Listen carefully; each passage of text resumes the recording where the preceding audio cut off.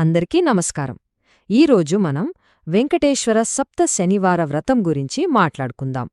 మనకి కష్టాలొచ్చినప్పుడు మనల్ని కాపాడే ఒక మంచి దారి ఇది. మనందరి లైఫ్లో అప్పుడప్పుడు హెల్త్ ప్రాబ్లమ్స్, డబ్బులు గురించి, ఫ్యామిలీలో గొడవలు ఇలాంటివి వస్తూనే ఉంటాయి గదా. మనం ఎంత ట్రై చేసినా కొన్నిసార్లు సొల్యూషన్ దొరకనట్టే అనిపిస్తోంది. అలాంటి టైంలోనే మన పెద్దవాళ్లు చెప్పిన కొన్ని పూజలు మనకు చాలా హెల్ప్ చేస్తాయి. అందులో ఒకటి చాలా చాలా పవర్ఫుల్. అదే ఈ వెంకటేశ్వర సప్త శనివార వ్రతం. ఈ వ్రతం ఎంత మంచిదంటే పెద్దగా ఖర్చేముండదు. ఇంట్లోనే హ్యాపీగా చేసుకోవచ్చు. మనకున్న గ్రహదోషాలన్నీ పోతాయి. దేవుడికి మనకి ఒక మంచి కనెక్షన్ ఏర్పడుతుంది. అయితే ఈ వ్రతంలో ఒక స్పెషాలిటీ ఉంది. ఏంటో తెలుసా?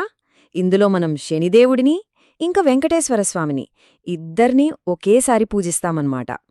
సరే, అసలు ఈ వ్రతం ఎలా పనిచేస్తుందో సింపుల్గా అర్థం చేసుకోవడానికి ఒక చిన్న స్టోరీ లాంటిది చూద్దామా?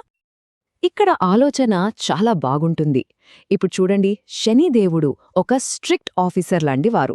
మన కర్మను బట్టి కరెక్ట్గా రిజల్ట్స్ ఇచ్చేస్తారు. కానీ ఆయన బాస్ అంటే వెంకటేశ్వర స్వామి చాలా దయగలవారు.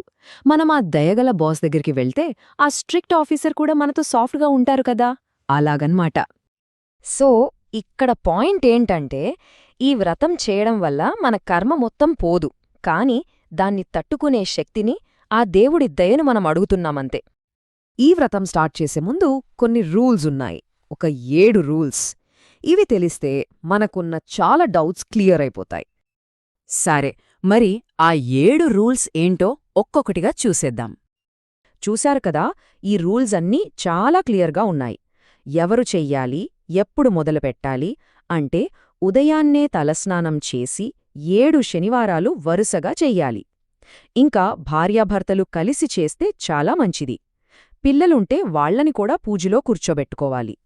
ఉపవాసం చెయ్యగలిగితే చెయ్యొచ్చు, కాని హెల్త్ బాగోకపోతే అవసరం లేదు. రోజంతా దేవుడి మీద మనసు పెడితే చాలు.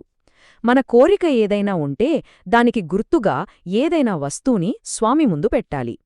7 వారాలయ్యాక ఆ వస్తువుని తీసుకెళ్లి గుడిలో హుండీలో వేసేయాలి. అంతే. 7 శనివారాలు చేస్తే చాలట. 8వ వారం చెయ్యక్కర్లేదని శాస్త్రంలో ఉంది.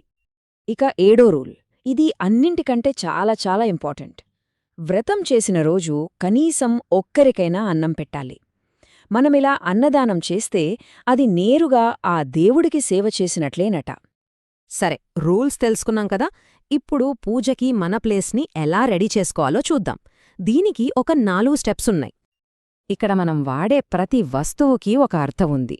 ముఖ్యంగా 7 అనే నంబరుకి చాలా ఇంపార్టెన్స్ ఉంది. ఎందుకంటే శనిదేవుడికి 7 అనే నంబర్ ఇష్టమని అంటారు. అందుకే చూడండి, 7 ఒత్తులు, అలాగే నువ్వులు బెల్లంతో చేసిన 7 చిమ్మిలి ఉండలు నైవేద్యంగా పెడతాం. పూజ ప్లేస్ రెడీ అయింది కదా. ఇక అసలు పూజ ఎలా చేయాలో చూద్దాం.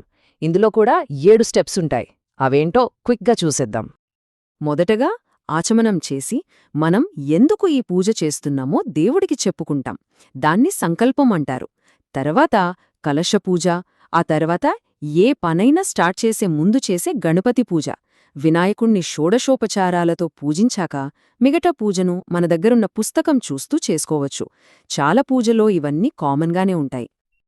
ఈ వ్రతం మనకు ఏం నేర్పిస్తుందంటే, భక్తితో ఒక పద్ధతి ప్రకారం పూజ చేయడం, మనసులో దయతో దూస్రంకి సహాయం చేయడం, ఈ రెండూ కలిస్తే చాలు. మన లైఫ్లో ఎంత పెద్ద కష్టమొచ్చినా మనం దాన్ని దాటొచ్చు. చూశారా, మన పాత సంప్రదాయాల్లోనే ఇప్పటి మన ప్రాబ్లమ్స్కి సొల్యూషన్స్ ఉన్నాయి.